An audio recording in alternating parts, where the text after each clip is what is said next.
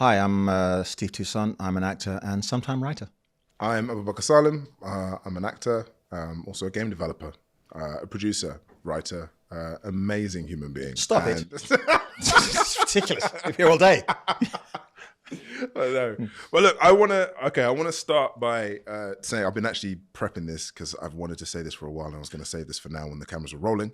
Okay. I want to say thank you. And the reason why I want to say thank you is because the way you were very welcoming on the set of House of the Dragon and just how brilliant you have been just throughout the process, and even the fact that you're here now, right? I just want to say thank you very, very much, because it's seriously, it's one of those ones where you rarely meet, again, on this job, being an actor, and I'm sure you know this, it's whenever you're working, it is just a job. You meet people, you kind of do your thing, and then you move on. But the fact that you have been so welcoming and so receptive and just kind of, up for, be it like me coming up to you and be like, hey, do you want to be in my game? Or like, do you want to do this interview?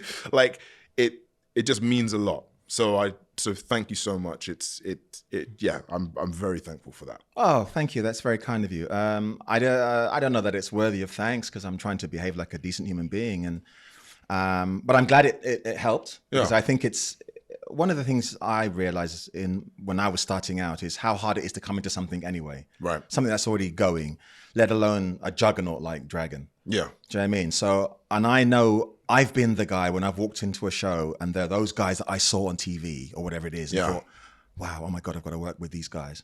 Do you know what I mean? It's nice.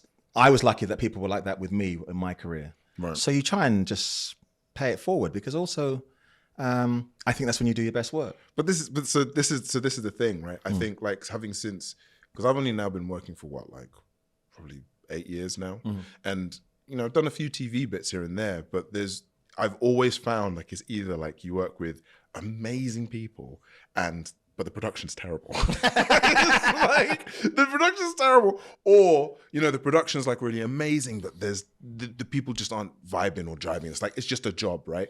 And it's ever so rare that you come on, and I think sometimes as well, it's the bigger it is, almost the scarier it is, the more pressure it is.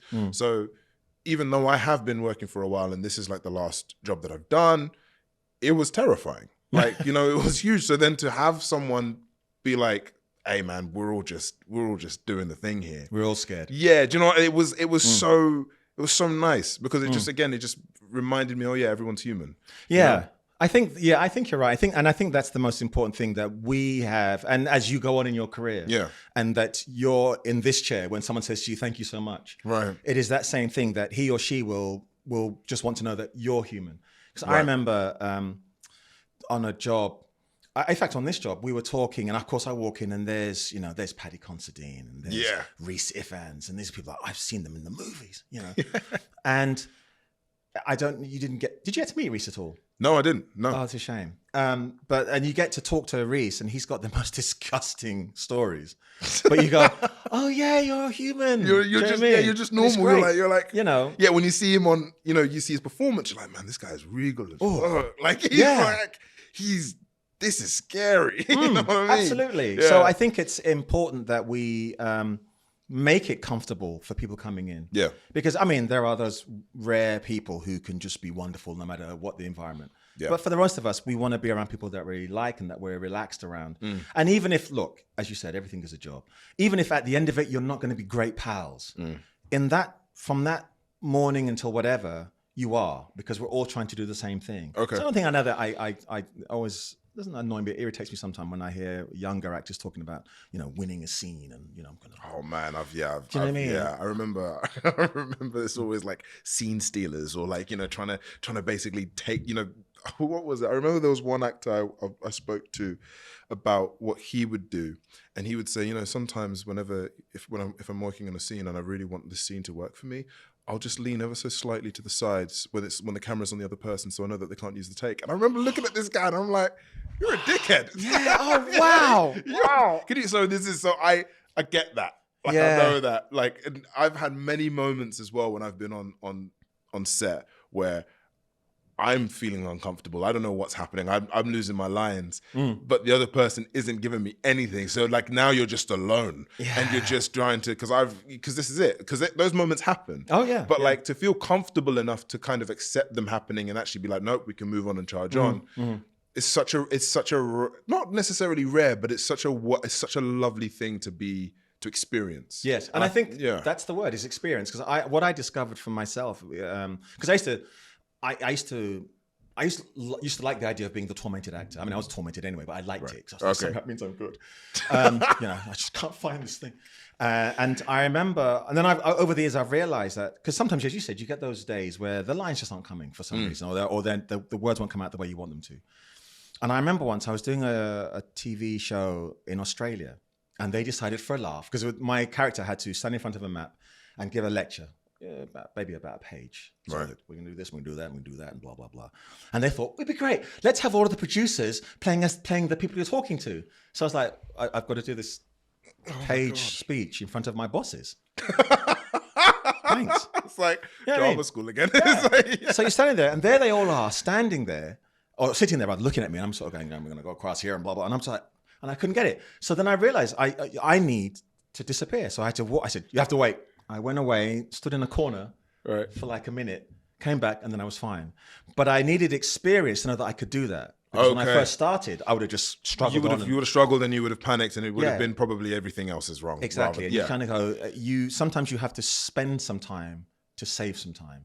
Right. And that's just something that comes with experience. It happened to me on Dragon Season 1. Right. We were doing I forget what you call it. Somebody who watches the show is going to go, it's called whatever it is. But when we're all sitting around together, and we're all sitting around on the table, all the men are sitting there going, what should we do? And there was a line that just wouldn't come. Every time I said it, it was wrong. And I did my thing, went away. Just what I'm going to take, I'll be fine. Came back and it still wouldn't happen. Eventually I struggled through it. And the director at the time was Miguel Sapochnik, who was one of the showrunners at the time. He came up and said, it's fine. If it wasn't good, we'd still be here doing it. Don't worry. Right. And then, of course, Paddy comes over and says, look, I have that all the time. And I'm like, but you're Paddy. You're never wrong. Star. You're never wrong. Yeah. But you kind of go, of course, as you said, you just go, we're all human. So. Yeah. It's one of those ones where I think, again, I'm sort of, I'm. It's not that I'm learning. I think I'm just experiencing more. Is that actually you don't need to be perfect. I think one of the things that, you didn't go to drama school. Did you go to drama school? No. So this is it, right? So I personally think you're blessed in that front, because honestly, like the one thing, like don't get me wrong, I love drama school and I thought it taught me a hell of a lot. But there was something about this feeling of trying, because you're trained, you have to be the best, and there was this pressure, right? There was this pressure, and now I'm realizing that all of that doesn't actually matter, because everyone's got a job to do and everyone's doing it. It's all about just enjoying and having fun at the same time, right?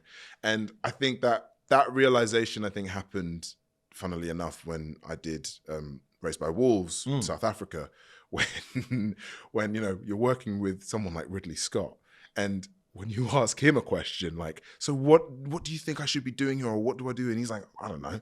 And then he walks away and you're like, oh, okay. Yeah. Oh, you don't have okay, cool, I'll figure it out. I think that's wonderful. And I think also that's also a mark of his experience. Well, he's just a genius anyway, but that's a mark of his experience, because again, I mean, I've never directed, and people always say, you should try directing. But I always think to direct, you must have all the answers. Because people are all asking you questions. Yeah.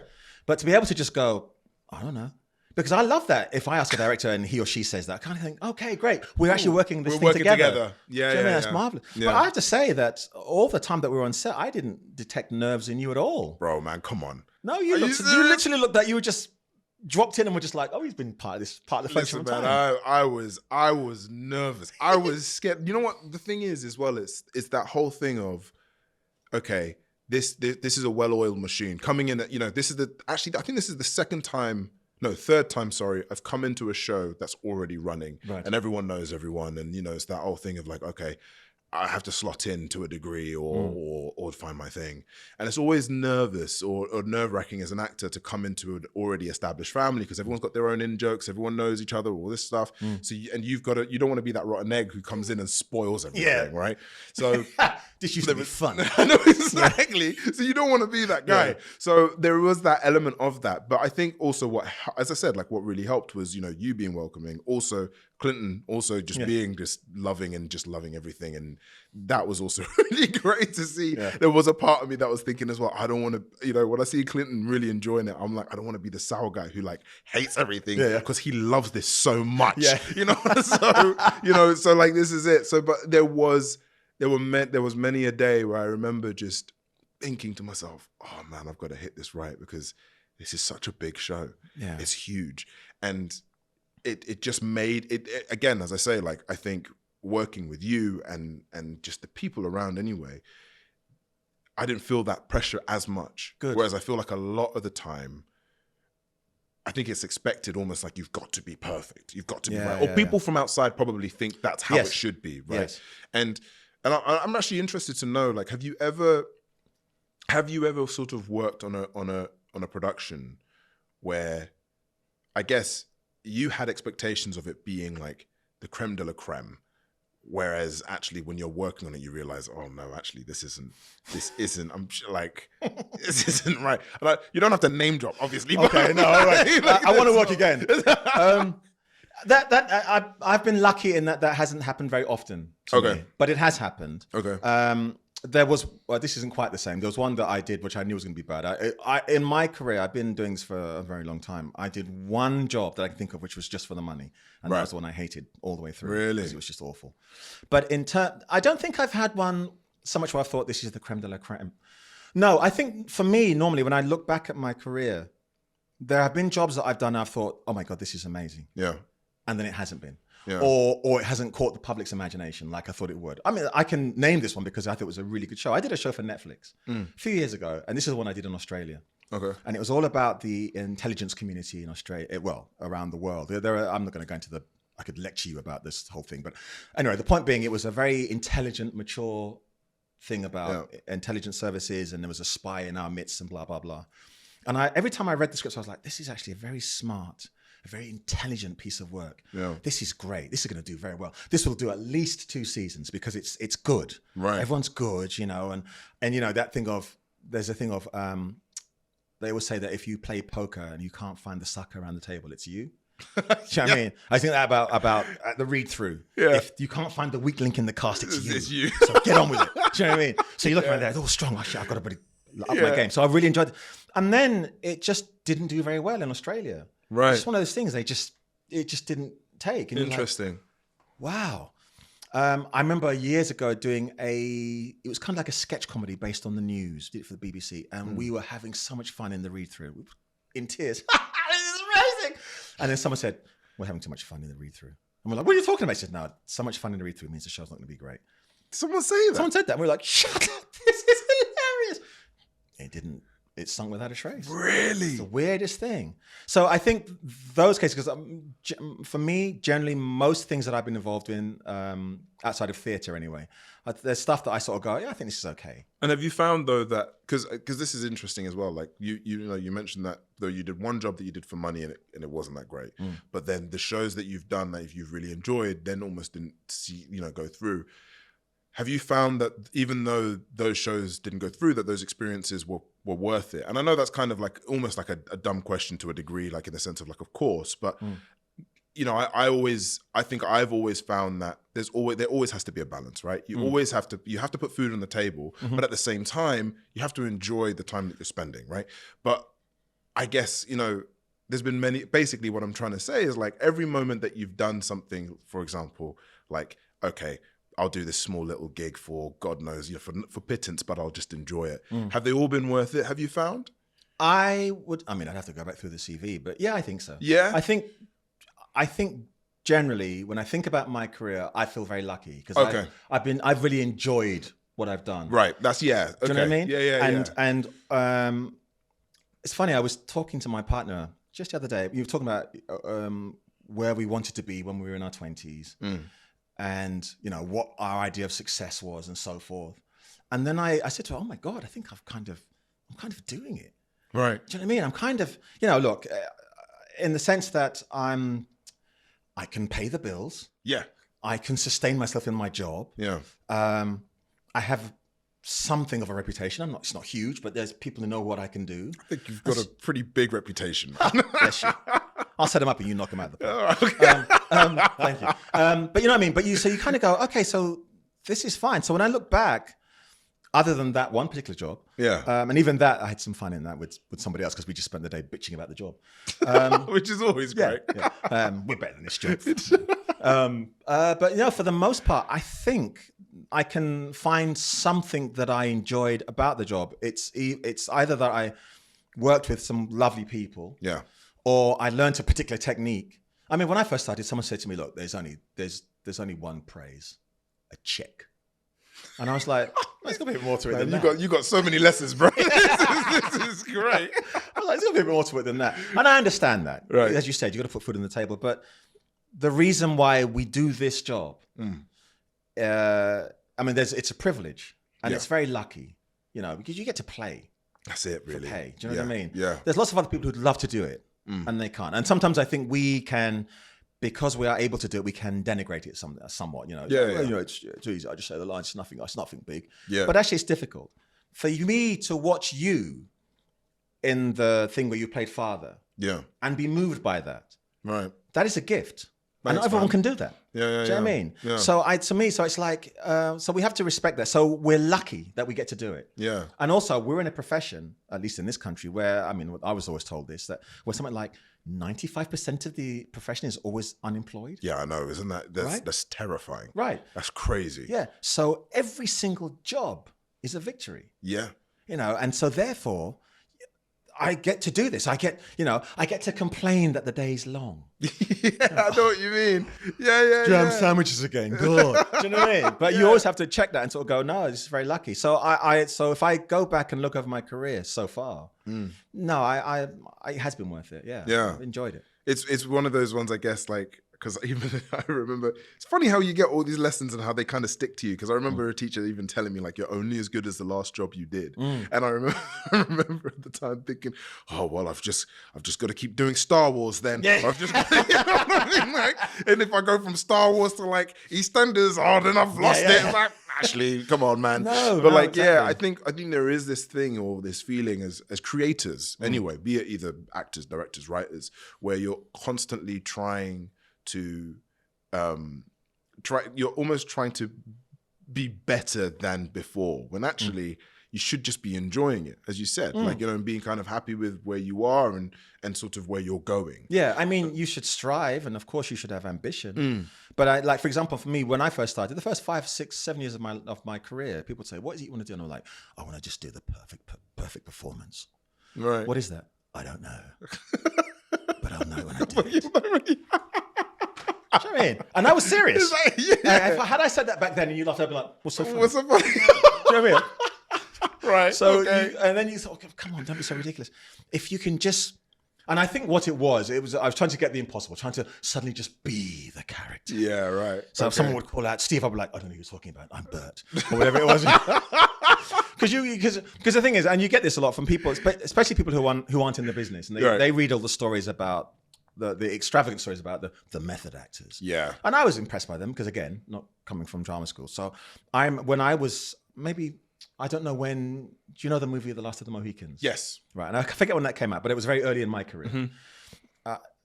Yeah. And I remember we were hearing stories about Daniel Day-Lewis who just would have his lunch in the river. Do you know what I mean? With his musket. Yeah, exactly. And we were like, oh, that's it. That's what you got to do. That's what you got to do. Oh, you just got to live it.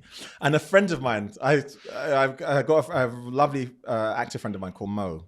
And Mo, I didn't know him when we first started. But one of the first stories I heard about him, Mo had been in a movie called Young Soul Rebels, and he'd been in a show called Soldier. So he was doing it. Okay. So he was one of those guys that were like, I wouldn't be like him. And I heard this story that he was doing a play at what was called the Tricycle Theatre in Kilburn.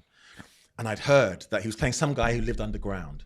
So he begged the director to let him sleep under the stage in the empty theatre overnight. Right? And so this became folklore. Oh, wow, that's fucking oh, sorry, can you swear? Yeah, of course you can. That's method. Yeah, he's fucking hard.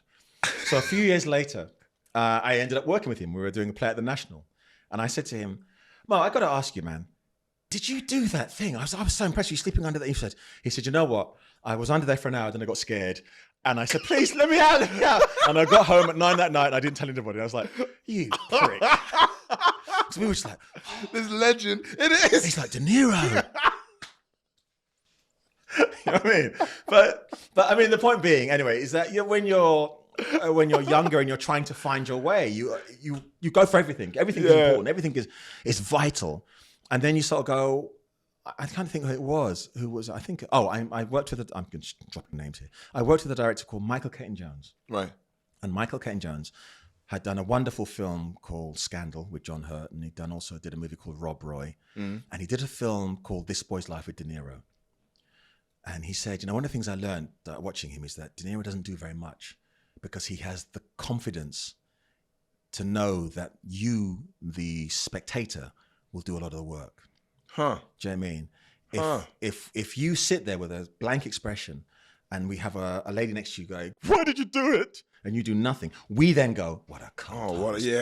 He's done so much. Or we go, oh my God, he just wants to say so much, but he's so impotent, he doesn't know what to say. Do you know what I mean? Yeah. It's that thing of having that courage to do very little. And have the audience almost participate. Yeah, and that's the thing I'm still trying to learn. That's interesting, because I guess it's also a different skill in sort of film and TV, right? Whereas in theatre, a lot of the time, you're having to think like, oh, that other person at the back has got to see what I've got to do, right? Absolutely. Which is, it's funny actually, now it's sort of changing. I feel like there's a lot of like filmic acting on stage, and it really doesn't do, it's weird. Yeah, it doesn't translate. It almost looks lazy in a way. Yeah, because they're two very different things. Obviously, it's a different kind of acting. I know that when I started, I was trying to do that. Right. And I would say things like, I'm not going to say the line till I feel it. And you're like, for hours. Exactly. Just like, and I see that sometimes in younger actors now, and I go, okay, yeah, I know that journey. Right. And hopefully somebody will pull you aside and go, no, it's a business and it's a craft as well. Right. So you have to, and also you can't be self-indulgent. You have to help your scene partner. Yeah. And I think that is the thing. I think that's the one, again, the element that makes you human is that collaborative process. And I think, I don't know what it is. Maybe it's because there is this wanting to either be famous or be, special, that people are so sort of, they think of themselves always, even when they try and be like, oh yeah, I'm going to help you in this scene, but ultimately this is my scene. And I think as young actors anyway, from my experience, and even, as I say, like even myself, I remember at the time thinking, I just want to be the best actor there is. And you realize that you're chasing the impossible. Yes. And you have to kind of learn that by someone else telling you that. And the earlier they tell you that, actually, the better the rest of your journey is, Yes, I think you're right. I mean, I think there's an element, of course, of you have to be ready to hear it, of course. Because, of course. When they first tell you that, you probably just think, oh, fogey, what do you know? I'm going to change the world of theatre. But yeah, you're right, because ultimately you can be the best that you can be. Yeah. But the fact is, you and I could sit here with a list of actors, and I could tell you that they're the best actors they've ever been, and you might go, I don't think, yeah, do you know what I mean? And that's the nature of the business. Yeah. And so that, with that in mind, you kind of think, okay, there can't be a definitive. I mean, I had a discussion with a very close friend of mine, not that close anymore. We were doing a job on location, and we were just about actors, and I said, yeah, I just think Denzel Washington's just amazing. And she was like, oh, I can't stand him. He's always the same. And I was like, what? How dare you? Honestly. Yeah. But she wasn't being contrary. That was her honest opinion. She thought he was always the same. And I was like, no, he isn't. Sorry, but that's just, okay, no, I get that. Do you see what I mean? Yeah. But that's the point. So you go, okay, fair enough. It was an honest held opinion. Yeah. And I'm sure that there is some actor somewhere who is in fact, I can think of, I'm not going to name them. There's particular actors who are lauded, and I just look at them and just go, I don't get it. So I mean, it's based on, I guess it's a whole opinion thing. Because ultimately the thing about art, I guess, is one of the reasons why we go back to books or go back to films or go back to that painting is where you are dictates how you feel about that piece of work. You can watch a movie and then just go, this is a pile of shit. And then 2 or 3 years later, you watch it and go, oh my God, this is the most profound thing I've ever seen. Right. Because you've moved. Have you found that in regards to like some of the work that you've done? Like, so for example, you may have read a script to begin with and you think, oh man, this sounds terrible. Or like, oh, I can't do this. You do it and the process is actually really good. And then suddenly it comes out and it's like amazing. Have you ever had that experience before? Or do you feel like you get a good idea as to whether something is going to be, if it's shit, it's shit. Do you know what I mean? Because sometimes, because this is the other thing as well. Like I've found when, you know, through the work that I've done, I can read something and I'd say like 9 times out of 10, if it's terrible, I'm like, this isn't gonna land. But there have been pieces where I've also read something and it reads amazingly and it's hilarious. And I didn't get the role, but then I see it and I watch it and I'm like, oh man, this is actually, I've dodged a bullet. Like, has that happened before? I think that the latter thing has happened where I didn't get it and I've just gone, and then you see it and you go, oh, thank fuck for that. Right. Very rarely, I think, have I, it's a very difficult one because, you know, one of the things, for me anyway, as an actor, I can't speak for all actors, is you look at a role, you read a script, you look at a role, and you can't help but look at the part that you're playing. And the journey that your character is going to go on. And so you go, well, I've never done that before. Right. I mean, I get to do that and I get to do this. Oh, that's interesting. And then sometimes it might take, for example, in my case, it might take my partner, who is in the business but is a producer, to read it and go, what your character's doing is fine, but as a whole, this isn't gonna work. Yeah. And you're like, really? Yeah, rubbish. And then you do it and you go, oh, fuck, you were right. But I don't think I have enough, and I often say this to her, I don't have enough of a, I don't know what the word is, that gift of being able to look at something on the whole and go, yeah, this is going to be good or it's going to be bad. Okay. I'm not able to do. I can look at a character and go, okay, yeah, this character has light and shade, and if I play, I can try this and I can try that. Okay, cool. But no, the result is usually a surprise to me. Interesting. Generally, that's pretty good though. That's lovely because again, you're playing. Then you're living in the moment of it all then, rather than necessarily. Just selfish. No, but do you know what I mean? I look good. I get to wear as long as I look good, I'm fine. Yeah, the film is going to be great. No, for sure. So, just coming back a bit, I'm interested to know. So, your background in regards to like your family, and no one's in the arts, right? No, I had a cousin who was a model. Okay. And dancer, but no, nobody was in this industry at all. Like close cousin or like this, like kind of like just like a cousin? Saw him occasionally. Right. Okay. Whenever we met as adults, it was great. We'd hang out and stuff. But as kids growing up, no, I hardly ever saw him. Okay. We saw like once every couple of years or something. Like right. That. And you were born here as well, right? You were all okay. Cool. Interesting. Because and so how did you fall into this then? Falling is right. It's a weird thing, and stop me when I go because it's a long story, and I won't tell you the whole story. No, please, no. Okay. So So I grew up on an estate in southeast London, and we didn't know any actors. And so the idea of ambition, we wanted to, the idea of being successful was to work in a bank or do an office job. Yeah. Because my mother was a nurse and my father worked on the underground. Okay. So they were just like, get an education. You're going to go to university and all that stuff. So when I went to university, I went to study politics. Oh, wow. Yeah. That's the thing I'm still interested in. And while I was there, someone offered me a play. And if I remember rightly, the swine, he said something like, this is a play about a guy who's a con man and he thinks he's God's gift to women. You'd be perfect, Steve. And I was like, thanks. Oh, wow. But I did it and I enjoyed it. And also it was the first time I had someone that sort of gone, no, why are you saying this? What does it mean? Why are you know? And I was like, that's really good. Okay. Do you know what I mean? So I was like, I'm trying this when I come out. And so I remember calling up, because this guy, he said to me, he got into RADA, but then chose to come to Sussex University to study law. And he said, yeah, what they have is they have these things called drama schools, right? You go there and you're there for like a couple of years and you get to do it. And I was like, wicked, man, I'm gonna try that. So I said, how'd you do it? He said, you have to call them up, then you get an audition and blah, blah, blah. So I rang up and I can't remember if it was Mount View or RADA or whoever it was. I rang up and I said, yeah, listen, I want to come and audition. And they said, oh, it's marvelous. Okay, what you have to do is you have to have one classical piece and one modern piece and you'll come down. I was like, oh, great, fantastic. And they said, and bring your, whatever it was, the amount of money. And I was like, whoa. And I said, yeah, you got to bring money. And I said, well, so if I don't get in, they'll get the money back. That's what they did on the phone. Hello? I said, no, it doesn't matter. And I'm thinking, this is a racket. so I can't believe. So this is what. Okay, go on. So then I thought, okay, I will go to drama school, but what I'm going to do is I'm going to go to evening classes first, just to find out if I can act. Do you know what I mean? I'm going to always waste my time. And so that's kind of how I started. I went to evening classes, and then one of the tutors said, no, you're very good, and you should join my theatre company. And we did amateur theatre, Shakespeare. All right. And then I auditioned. There used to be these two schools. I think there's only one now. There used to be these two schools in London that did evenings and weekends. Okay. One was called the Poor School, and I believe that's still. I think that's still going. Yeah. And the other one was called the Academy, and it was in Whitechapel. Okay. So I went down to the Academy and I auditioned there. And they said, okay, it was like all day on a Saturday. Right. You do all games and stuff like that. Yeah, do your speeches and so forth. And they said, oh, we'll call you on Sunday.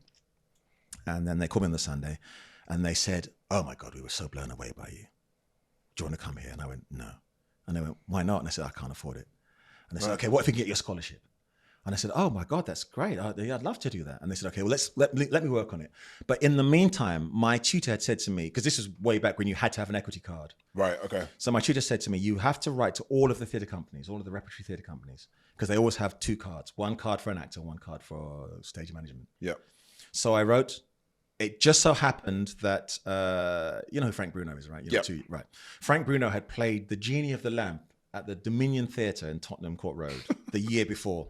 This is weird. Very weird. Right. Okay. So my photo goes through the door at the Churchill Theatre in Bromley. Yeah. They're looking for a big black guy to be a genie.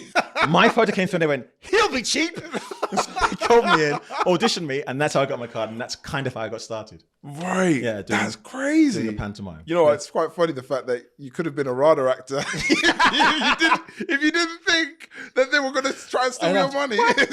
Kidding me?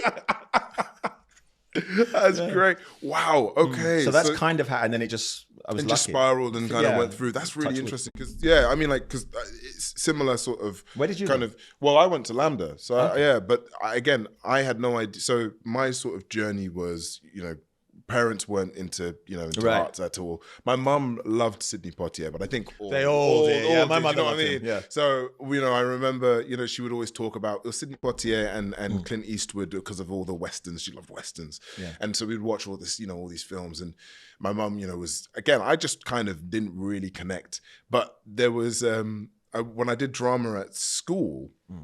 This was like a primary school sort of, kind of playing around and whatever. I kind of really enjoyed it. I kind of enjoyed like sort of just playing around and being an idiot, right? And then at secondary school, that was when I first heard about drama school because I didn't really want to do uni, even though everyone was like, oh, you got to go to uni, you got to do this. And I was like, I don't know if I want to do the same thing of being told what I should know. And I'd rather be practical. I'd rather, and so at secondary school, they were like, oh yeah, they've got these drama schools and, the best ones is RADA, Lambda, Guildhall. And I was like, oh, okay. And I was like, sure, what do I have to do? Similar thing, like, oh, you have to pay to get to do it. I was like, okay, that's fine. I'm sure I can convince my dad to like put a bit of money in. I'm sure my dad also was very much like, I don't know about this. It's like, why don't you just apply to uni? So it's that thing. But then, it's that whole classical piece and modern piece. Now, my first audition was RADA. And I remember going to RADA like fully suited. Wow. With the briefcase that my mother picked up. Because I was thinking, I'm going to have to talk to them about what my scenes are and why I'm doing this monologue. Yeah. So there I am literally like, and I'd really, like a job interview, right? And I'm like, man, this acting stuff is bollocks. Like, what do I do? And like, I'm talking to this, there'd be two teachers on the other side. And look, bless them, I'm sure they were looking at me like, this is hilarious. This is ridiculous. But then when I did my Lambda audition, I kind of was like, fuck it. Like, I'll just do whatever kind of happens. I'll just do my thing. And I did it and I got in and also got a scholarship, which was lovely. So that's kind of how I went in and sort of, it kind of stumbled and like everything kind of happened because. Did you enjoy drama school? So my sort of drama school experience was different because my father was ill with cancer just before I started. And so every moment that I kind of had, I had to go back home to see how he is. Yes. And like, so I didn't really experience much of the kind of like going out and like night. Like, I mean, even though we didn't even have time to really kind of like socialize because we were just either busy dancing or pretending to be clowns or whatever. Like, I kind of have these thoughts like, if anyone could just see what we were doing through a window, they would think they would genuinely call someone. Yes. Like, it's weird. So this is the thing. So I remember my time at drama school was a weird one because I enjoyed the practical elements and I enjoyed the learning elements of it all. But there was this feeling of, but I'm kind of not really, I'm not living that lifestyle of the actor of like enjoying going out, going to the theater, because most of the time I'd be spending with my dad, which is what I wanted to do. But and then literally in the final year he passed. And that was like the big year that everyone was working towards of getting the agent and doing all the kind of showcases. And I'm grieving. So it was a very weird time. But what I've found is now, having since, graduated and everything and all this stuff, it's almost like the lessons that I had learned then are now kind of like through osmosis are coming through, and I'm kind of like, oh, that was really cool and I'll use this here. But the more I'm also doing the work, the more I'm realizing actually if I just trust myself and trust my instincts, it's a lot more fun. Yes. And it's a lot more like, kind of just rather than highlighting and breaking it down and all this sort of stuff. Like I used to have like Bibles of like just one scene of like this security guard, like his backstory. I used to be so impressed when I saw that in Actors. Really? Yeah. Oh my God. I used to think, because I remember one of the first plays that I did was a tiny little two-hander. We did it at the I don't know if this. It must still be there. The White Bear Theatre. Do you know yeah. It was one of the first. I think maybe my second ever job was there, and it was a two-hander. And the other actor, he had been to drama school. I think he'd been to Central, and I happened to notice his script. Right. He'd all these notes and stuff, and I was like, and I had nothing in mind. So then I would write stuff just for the sake of it. It's just like, And it was only a job, and it's funny, we had these long shenanigans again on Dragon season 1 when they wouldn't let us have hard copies of the script. Right. So we had to all sort of beg them, and we had to do this big record. We all had to record a message, me and everybody and Paddy and everything, sort of going, please have the script. Right. And I was standing next to Reese, and Reese said to me, I can't do the Welsh thing, but he said, I like the paper thing, but I don't write in them. I just learn them. And I went, yeah, me too. First day, I'll write some stuff. That's it. And that's like, for me, like, I think there is always, who was it? I think there was like, I think Benedict Cumberbatch says like, you find your own, every script has its own method of getting into it, right? Yes. Or like, that kind of thing. And I remember being like, no, surely there's just one method that works for you. And it took me a while to realize that, actually, if you just learn your lines and just play, it's a lot more fun than trying to almost guess what the other person's going to be saying, this or is what the you're thing. going to be doing. Yeah, because I think one of the things that I learned, and look, as you said, it's different for everybody. I remember someone saying to me, it was the night before a shoot. I forget what the job was. And I'm sitting in my bedroom, going through the lines and just going, when they do that, I'm going to do this. It's going to be great, blah, blah, blah. And then, of course, you go on set and this other actor throws the line at me a completely different way. I wasn't expecting that. I hadn't heard that in my head. So now I've got to react to that. So I was like, I can't do my thing where I get to be all sexy. I've got to do this thing. So I did that. And I was telling a friend and he said, because acting is reacting. Yeah. You have to remember that. Yeah. Because we are so, I don't know if it's in the books, whatever it is, we're so geared to being like, I'm the leading man in my scene. Right. And you kind of go, no. And I remember a woman saying to me, again, early in my career, she said, who do you think is the most important person on the stage? I said, well, obviously it's me at the moment because I've got this long. And she was like, no, the people listening. Oh, wow. And I was like, no, I've got a long speech. And you go, no, she's right. Because, and there's a perfect example of this is what you say to me only has value, the value that I give it. That's how your audience know whether it's important or not. Do you know what I mean? Okay. So for example, have you ever seen the movie On the Waterfront? Yes, I have. Well done. People your age just no, man. I listen, man. I went through a phase where I literally was watching everything because I was like, if I'm doing this, I have to watch. Perfect. I have That's to what I watch was it. like. Right. Okay. Which is actually it's funny that you react that way because I'm also very surprised by the amount of people who haven't watched things. Like the amount of people who are like, you're like, oh yeah, well, have you have you seen Scorsese's perform? Not Scorsese, like Scorsese films, of this, and this, and they're like, who's Scorsese? And you're like, oh come on, man, like really?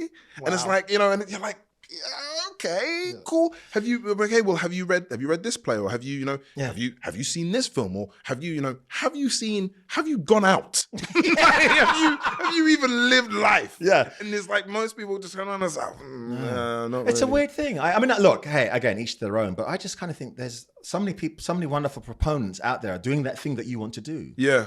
So learn from them. This is Steal it. from them. This is it. And I think that's, and sorry, I've kind of interrupted the story that you're saying, but like it's the one thing that, again, I've kind of taken on board with everything that I'm doing, be it like, as I say, like game development, writing, anything. The biggest, lesson, or the biggest kind of advice, or like anything that I can give to anyone, and even I give to myself, is like, just listen and learn. Yes. Because it's so invaluable. Absolutely. Like you will, if you go into this world thinking that you know everything, you'll fail. Yeah. Because it's like, again, you're just not opening yourself up to like new ability, new things to happen. Yes, and also it also makes, certainly as a performer or a creator, you become boring. You become And I remember someone saying to us very early on, you be exciting, be interesting, be bad, but never be boring. Right. That's the worst. Don't have a performance where people just go, yeah. Well, this is it. Yeah, that's the worst. And that kind of happens when you preempt, I feel. Exactly. I feel like that's sort of, especially when, the worst sort of performances that I've done, or the ones that I feel like don't hit, have been the ones which I've prepared so much for. Yeah. So much. Too much. Yeah. Too much. Yeah. And it almost feels, it just feels stale. It feels almost, just feels dead. It just feels like it doesn't feel great. Whereas I'm not necessarily saying like the performances where I don't do anything or don't even prepare for anything are the best ones I've ever done. There isn't a level of work, obviously, that you have to do. But I just feel like, there is so much. People are so self-centered, I think, in regards to thinking, and it's not necessarily because they want to look the best. I sometimes also think it's an insecurity in the sense of wanting to always try and strive for the best. Yes. But I feel like it's such a detriment to the space of just playing. Yes, I think so. I think one of the things and I will come back to that on the waterfront thing. Yeah. But I think one of the things that's enjoyable, Michael Boyd used to run the, he passed away now, but used to run the RSC. He was there when I was there. And he said, one of the things we like as an audience on a subconscious level is we like to see intelligent people. We like to watch intelligent people working things out. We don't want them to be so far ahead of us. Right. Because that's alienating. They just have to be just a step ahead. Right. Do you know what I mean? And we want to see them have to discover stuff. And part of that is, if you as a performer are also discovering things as you do it through your performance, that's exciting to us watching. We're seeing something in you. We're seeing you find it. Whereas if it's completely polished, it's not as interesting. Do you know what I mean? I'm sure there are exceptions to that. Yeah. But generally, that's what's compelling. I find about performance. No, for sure. It's because you're working with the audience in filling the gaps. As you said, it's about that whole, it's a De Niro one, where he's allowing the audience to put on their own sort of thoughts and feelings in regards to what's happening. But yeah, please go. Oh yeah, sorry. So there's this idea about the value that the listener gives. So there's a scene in On the Waterfront where, and if you haven't seen it, you should, where Brando is in the back of a car with his brother, played by Rod Steiger. Right. And I forget the story, but Rod Steiger is trying to get him to do something. Right. And he says, you better do this thing, whatever it is. And Brando, as Malloy, is going, oh, no, I can't, Charlie, blah, blah, blah. And eventually, suddenly, Steiger does this monstrous thing. He pulls a gun on his brother. Just do this thing. And so, of course, in the script, if you read that, you think, oh my God, he's pulled a gun on his brother. Jesus, that's a big deal. And what Brando does, which is so beautiful, he just uses his finger and moves the gun away. Oh, Charlie. And it weakens that performance. It's beautiful. Wow. And it's a moment, because what it does, and I don't think, my understanding is it wasn't rehearsed. Right. It was just, we're going to do this. And what it does is it completely emasculates Rod Steiger's character. Right. Because of course, if you write, he pulls a gun, you think, oh my God, like, hey, Charlie. Yeah. But he doesn't. But he remembers, you're my brother, Charlie. What the fuck are you doing? Yeah. It's beautiful. And so that moment for me is a perfect example of, and Rod Steiger didn't then sort of go, cut, this is not what we're supposed to do. You know what I mean? Can you imagine? Yeah. What are you doing? He went with it. It's a gun. Yeah. But he went with it. And you kind of go, and that's the thing that I aspire to, is that idea that you're so in it that you can throw anything at me. It's the Bruce Lee thing. Be like water. You know, it's that kind of thing that you're always trying to do as an actor. Of course, there are moments when you think, well, if I stand this way and look this way, I mean, if you ever got to be, I guess, in a Marvel movie or something, there are those standalone moments you get to look heroic. Yeah. But generally, you are basing what you do on what the other guy does. What guy does, someone asked me in an interview, what's it like you doing this thing? You're in this big show now. And I said, the thing is, as big as the show may be, and as big as the dragons may be, ultimately, I have to look into the other actor's eyes and try and find the truth. Yeah. And that's what made Game of Thrones so compelling. It was all that other stuff. But the fact is... Absolutely. No, it's so true. And I think that's the one thing that even whenever I'm asked about like being on the show, it's like, why, like you're excited about it. Like what's so magical about it? And I'm like, really, truly the magic is the fact that everyone is there. There is no...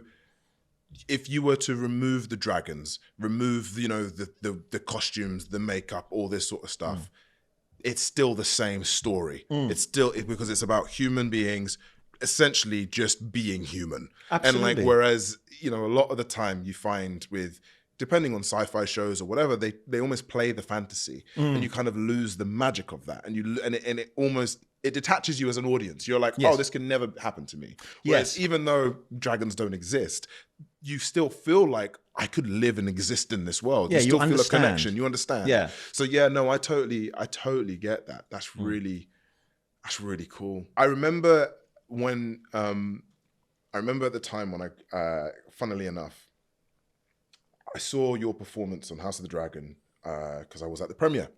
I was at the premiere with my then pregnant wife. Oh my God! How did you get? What were you doing there? How did you get there? This is it. So I still to this day don't know why I was invited to because I had no affiliation with House of the Dragon, like nothing. Amazing. And they were looking at you for the season 2 or anything like that. Nothing at all, man. Like, amazing. And it was almost like so last minute that I didn't even dress up for it, right? So and my wife was so heavily pregnant at the time as well. So we were just like, okay, let's just go to this because it's cool and it's Leicester Square. Oh my God, I'm so pregnant. Yeah. So that was the first time I remember seeing your performance on the screen. We didn't meet that night though. No, we didn't because again, I wasn't invited to the after party. Keep in mind though, all my friends who were going to the actual were like, oh yeah, you're going to the party after? I was like, I didn't even hear about this party. So anyway, so I do remember watching you and being like, oh God, this guy's good. Oh, like there's no truly, because again, I think also this is, you're in a fantasy realm. There's a lot to play with. The character, I'm sure, well, I know, has so much history as well to kind of take on that mantle and kind of do that, but also deliver the performance that you did was insane. So then, anyway, when it came to obviously auditioning for it, then getting the role, then going to the read-throughs, and for the first time kind of seeing everyone, and then for the first time seeing you, I remember for a long time, like I was thinking, okay, right, when I meet Steve, do I call him sir? Do I call him? What do I say? I wish I'd known. I'm telling you, because I was like, because the performance was so like, it was just powerful, and I just remember thinking, right, so I've just got to maybe if I'm just really cool about it, maybe he will like me. Because he's got to be my dad. I should have said to people, make sure he calls me sir. I'm telling you, man. So anyway, the thing is, come to the read through, and I'm like, right, okay, cool. Now I'm ready. I don't know how I'm gonna introduce myself. But the first thing you do is you're like, hey man, how you doing? Hi, Steve. And I'm like, oh my God, it's like this is crazy. And I think, but that really set the bar for essentially like the communication and conversations that we could have, right? Because then I wasn't necessarily afraid of asking you things or admitting like, oh man, I actually don't know the lines to this scene, or like, and it made me feel comfortable. Good. And so I guess, it was one of those moments as well, because I was making this game, building, sort of, and I didn't want to necessarily tell everyone that I was making a game, because I didn't want to be that actor like, yeah, guys, I'm also making a video game, because I also know that this is my side hustle. You know what I mean? But also then people would turn around and be like, what? Why? So I'm like, do you know what it's like? Okay, sure. Yeah. But I remember, we were at the time sort of casting and thinking of roles and all this sort of stuff. And it was honestly, it was your performance, but also just meeting you and how well, just again, the rapport was that I was like, I'm going to ask this guy to to be in my game because, and I think actually, to be honest, I think you were technically like the first person I cast in this game. Oh my God, really? Yeah. I literally thought that it had gone on and there was just one part left. Because I kind of knew who I wanted, like, you know, for like, or I had an idea for other roles. But, and that's funny because Dom's right there. But I remember being like, bro, I'm gonna ask Steve to you know, to play Bomani. Like, what do you think? It's like, yeah, oh my God, let's do it. Yeah, oh my God. And so, you know, sending each other memes of your performance on House of the Dragon. But like, it was one of those ones where it just had to happen. And I think there was a fear because, again, I know a lot of actors, some know games, some have the foggiest.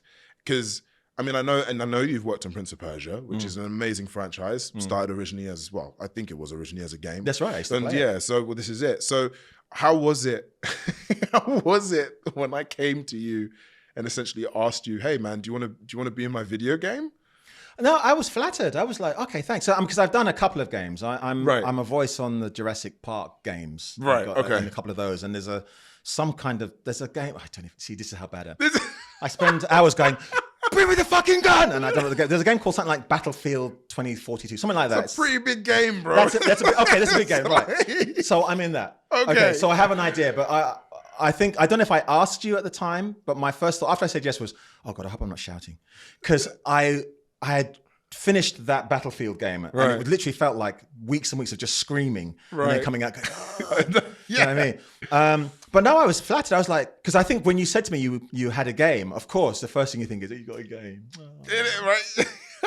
And then you said, yeah, because is it EA Sports? Yes, EA, Electronic Arts, yeah. Yeah, have given us X amount of money. I was like, what the fuck? And I think I said to you, are you rich? No, it's like, yeah. I'm like, walking around rich or something?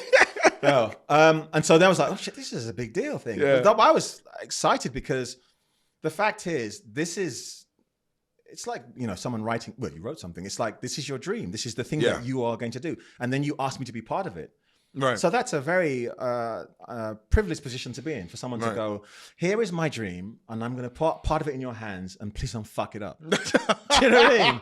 Because ultimately that's what it is. Because when you walked into the room of House of the Dragon, that's what they did. Oh, totally. We've got millions of pounds here, and a lot of it's going to go on you. So don't fuck it up. So don't fuck it up. Yeah. So I was incredibly flattered. Oh man, that's amazing. Because honestly, as I said, like it was one of those ones where, again, I've never, you know, written or directed or, you know, done any of that stuff before. But you know, but I remember at the time always thinking, like, if I ever am in those kind of driving seats or in control, I want it to be as simple and easy as possible. Right? And honestly, man, it was a dream working with you on that, because it just felt fun. It felt great. And I think, like, even now, like, I think we're thinking, like, how do we get Steve back in? Where do we write? Like, where do we get him on here? Because it was just so much fun. Oh, good. So, I'm glad. I enjoyed it. That's good. I mean, and it's funny. I was listening to you talking about coming on to Dragon. I think that is a thing that I don't think we discussed it, those of us who had been in the one before. But I used, a long time ago, probably before you were born. Oh my God. Oh, you were a baby. I used to do a TV series, and there were us regulars, and then there would be someone coming in to be a villain, you know, for a story or whatever it was. And myself and another wonderful actor called Malcolm Story said, you know what? It's tough coming in to a show. So we have to, it behooves us to make people feel welcome. Yeah. Because it makes it, on a selfish tip, it makes them do better. Better work. Right. But also, as you said, you're coming in, everyone knows everyone. It's like, yeah, don't sit there because Johnny sits there, or whatever the fuck it is. Do you know what I mean? So you want people to feel at ease. And having been that person who is coming in, I know what that's like. It can be a bit nerve-wracking to sort of, you know. It is. And it's again, just as I say, like, testament to you know, to you as well as to, like, you know, to the rest of, you know, to the cast and also the directors. Like, it is such a huge show, and you can feel the stakes. Like, you can really feel it. So then to actually, and you know, as an actor, new actor coming in for the first time, you know that. To have that pressure almost relieved instantly is a dream. I'm glad, because we were aware of it. I think I had this discussion. I think I had a discussion with Matt at one point. And I don't think it was talk to Fabian, and maybe maybe it was Emma as well, because when we got the jobs, and you know, you know how it is. When you got the job, it's kind of don't say anything to anybody till we say. Till we say, yeah. And then when I finally was able to tell people, and people were, oh my God, you're in this show. I forgot how big Game of Thrones was, because to me, that was Game of Thrones. That's over. This is something new. I forgot. I know it was people, oh my God, this is huge. Huge. Whatever. Yeah. And you're like, so you immediately have to throw that away because you can't play huge. You can't do that. No. And so when we were talking about the new cast coming in, because at that stage, you guys were either, you were just, there's a guy coming in, he's going to be great. That's all I knew. Right, okay. And maybe I got your name and I looked you up and went, okay, I know that face. So you kind of go, okay, it is that thing of, as I said earlier, it is that thing of, okay, we are this show that thankfully was very successful. You guys are coming in and you're seeing us and just thinking, I didn't know you were thinking, sir. If I'd known that, bro, I was ready. Sir. I was ready to call you sir. I would have said that. If honestly, I'm telling you, if you didn't come in and say, hi, my name is Steve, I would have been like, good day, sir. I would have even hand like this, like literally. Oh, mate. I should have just been like, don't look me in the eye. Do you know what I mean? I swear to God, I genuinely remember thinking on the journey in, how do I approach this man who's going to be playing my father? I remember that. What do I do? Because he's so good. I'm like, do I call him? I should show respect. Yes. Sir, I never call anyone. I didn't even call Ridley sir, bro. Like, I was like, you know. I should have been like, this guy didn't bow.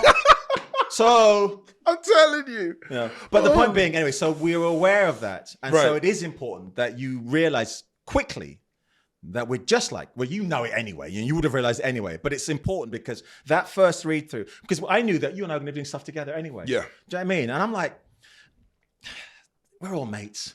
Well, this is it. And this shit could end tomorrow. Yeah. So let's just have fun. Let's just enjoy ourselves. Yeah. Because as I said, we'll remember how big it is. Well, in a month's time, when all this stuff starts happening and they start doing the premieres and all that stuff, we remember how big it is then. And maybe it'll be in the papers and someone will poo-poo it and say, yeah, it's not as good as the last one. But hopefully people will enjoy it. There'll be huge figures. And then we'll go back and we'll try and do it again. And we'll forget how big it was because we just have to do the job. You just have to do the job at the time, you know? So that's what I've tried to be like. And for me, I mean, how old are you? I'm 31 now. Right. So you're a child. So for me, I'm happy that to be in one of the biggest shows in the world has happened to me at this point in my journey. Right. Because there were other points in my journey where I might have been insufferable. Do you know what I mean? Right, like, yeah. I'm in a fucking big show. Of course I'm in a big show. Do you know what I mean? I don't know if I would have been a prick like that, but who knows? Because I've seen younger actors in their 20s who've, like a friend of mine, his partner was in something and then she went straight out of drama school into a very large show. Right. And they don't need her back for the second season and it broke her heart. Right. And it's easy enough for me to sort of go, oh, it's all right, another job will come along. Right, because you've had that experience, you've had that time, whereas something like that could be crushing in the sense of you begin thinking, is it me? This is it, yeah. Yeah, is it something that I did? Because there's nothing like this business for doing that to you again. Right. Because that's one of the things I'm sure they would have told you at drama school is that be prepared for a lot of rejection. Oh no, in drama, I remember I think that it was like the first week of drama school, one of the teachers came in and said, like 99% of you will never work as an actor. Amazing. I mean, can you imagine telling that to like, people who are about to have 3 years of this harsh training and the teachers literally come in as like 99, like most of you are not going to work as an actor. There might be, one or two of you who might do one or two good things. One of you might even, succeed and become something big, but you will be forgotten. You have to do this for the love. And I'm like, and you could tell everyone here being like, nah, that ain't me. Bro. Yeah, of course. That ain't me. I'm winning Oscars. I'm going to be the youngest Oscar winning their round. Like, you're like, did you hear that, John? You might as well pack your stuff back. Exactly. You know what I mean? But no, it's stuff. I remember when we at one time sitting on the set of season 1 of Dragon, sitting next to Will, who played my brother. Right. And Will was in my first ever TV job. Wow. Yeah, and he had a little bit more experience than me because I remember them saying to me, we've got 2 parts and we're going to give this one to a guy called Will because he's got a bit more experience. So you can play this part. And I didn't meet him. I mean, I saw the show and I saw him. And so we were sitting there just going, look at that, man. And we're still here. That's crazy. And we're in this show, man. We're still making a living. That's just amazing. Like, yeah, blessed, man. That's a good thing. That's a victory. Yeah. Do you know what I mean? So yeah, going back to what we were saying before, everybody who does what we do, back to themselves. Yeah. Because everybody said to us one way or another, the odds are stacked against you. Yeah. But you took the bet and said, I'm going to go for it. I'm going to go in. Yeah. Yeah. It's so true. Yeah. It's amazing. Oh. Amazing. Well, thank you so much, man. I really appreciate this. Really, pleasure. really do. Thank you. No, it's been great. Thank you.